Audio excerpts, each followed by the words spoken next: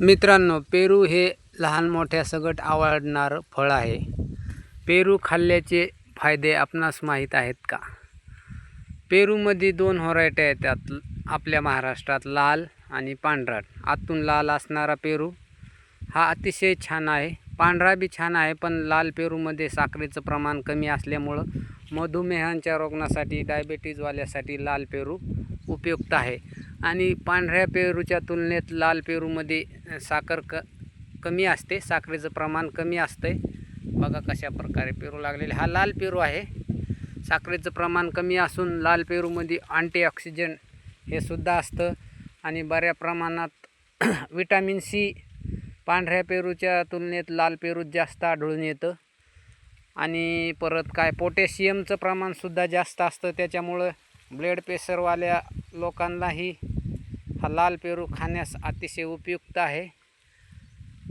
असा लहान मोठ्या सगट सर्वांना आवडणारा हा पेरू आहे. आणि हे याचं सेवन सर्वांनी केलं पाहिजे, पण मर्यादित केलं पाहिजे. रोजच्या आहारात 1 पेरू खाल्ला पाहिजे सीझनमध्ये. असं हे निसर्गाने दिलेलं आपल्यासाठी एक वरदान आहे. अतिशय खूप छान हे फळ आहे. बघू शकता आपण, हे फुलं आहेत. माहिती आवडली असेल तर व्हिडिओला लाईक आणि चॅनलला सबस्क्राईब करा. अतिशय सुंदर असं पेरू, सर्वांना आवडणारा हा पेरू आहे. आणि याच्यात औषधी गुणधर्म पण तुम्हाला सांगितले तसे आहेत. कॅल्शियम असतं, पोटॅशियम असतं, परत अँटीऑक्सिडंटचे गुणधर्म याच्यात असतात. असे भरपूर गुणधर्मांनी भरलेलं हे पेरू आहे.